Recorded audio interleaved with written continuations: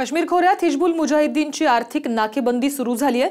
हिजबुलसाठी काश्मीर खोऱ्यात फंडिंग करणाऱ्या जमाते इस्लामीवर कारवाईचा बडगा उगारण्यात आलाय। जमाते इस्लामीच्या अनेक नेत्यांना अटक सुद्धा करण्यात आली आहे। जमाते इस्लामीवर कारवाईचा बडगा। जमातच्या 70 कार्यालयांना टाळं। जमाते इस्लामीच्या अनेक नेत्यांना अटक।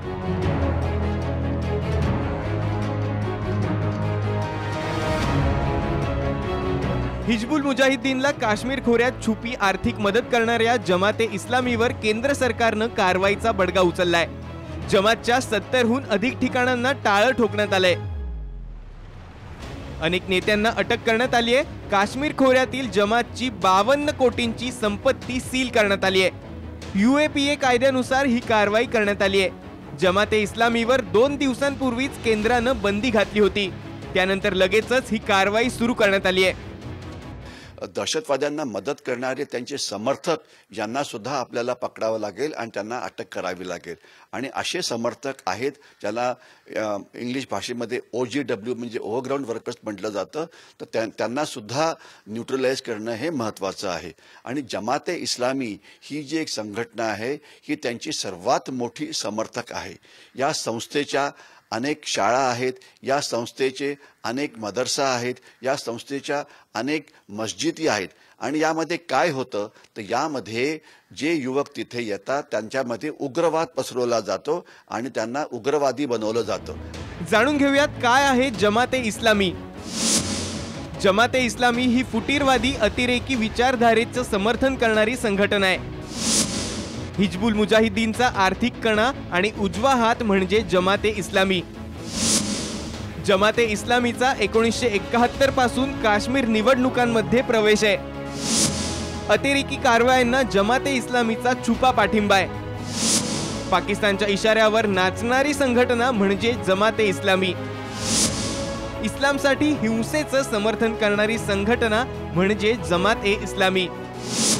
यापूर्वी 1975, 1990 आणि 1993 वर जमाते इस्लामीवर बंदी आली आहे। जमाती इस्लामी ही एक संस्था झाली, तशीच हुरियत पण आहे, त्यांच्यावरती पण हीच कारवाई व्हायला पाहिजे। त्यांचे पण बँक अकाउंट सील व्हायला पाहिजे जे हुरियतचे रजिस्टर्ड मेंबर्स आहेत। आणि तिसरं, काही असे पण लोक काश्मीरमध्ये आहेत की जे जमाते इस्लामीमध्ये नाहीत, जे हुरियतमध्ये नाहीत, परंतु ते देशद्रोही असल्यामुळे अशाच प्रकारची कारवाई करतात जे जमाते इस्लामी किंवा हुरियत करत आहे। त्यांची सुद्धा आपल्याला नावं माहिती आहेत, तर त्यांना सुद्धा अटक व्हायला पाहिजे। जम्मू काश्मीरच्या माजी मुख्यमंत्री मेहबूबा मुफ्ती यांनी जमाते इस्लामीवरच्या बंदीला विरोध करत ही केंद्र सरकारची अरेरावी असल्याची टीका केली आहे।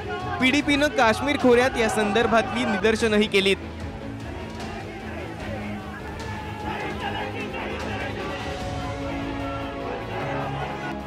जमाते इस्लामी सारख्या भारत विरोधी संघटनेवर कारवाईचं महत्त्वपूर्ण पाऊल केंद्र सरकारनं उचललंय। आता भारतात राहून भारताविरोधातच सातत्यानं कारस्थानं करणाऱ्या फुटीरवादी हुरियत कॉन्फरन्सचा नंबर कधी लागणार हे पाहणं कुतूहलाचं ठरणार आहे। अमोल कविटकर, साम TV, पुणे।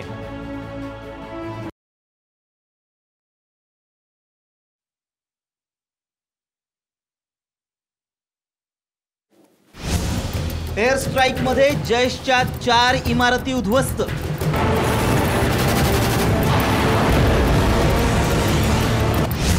SARच्या फोटोंमुळे मिळाला दुजोरा।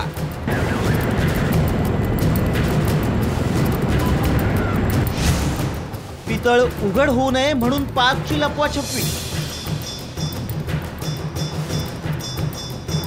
पुलवामा हल्ल्यानंतर भारतानं एअर स्ट्राईक करत पाकिस्तानमधील दहशतवादी तळं उद्ध्वस्त केलं। पाकनं मात्र यात आपलं कोणतंच नुकसान झालं नाही असा दावा केलाय। मात्र योग्य वेळी सरकार याचे पुरावे देईल असं भारतीय लष्करानं यापूर्वीच सांगितलंय। लष्कराच्या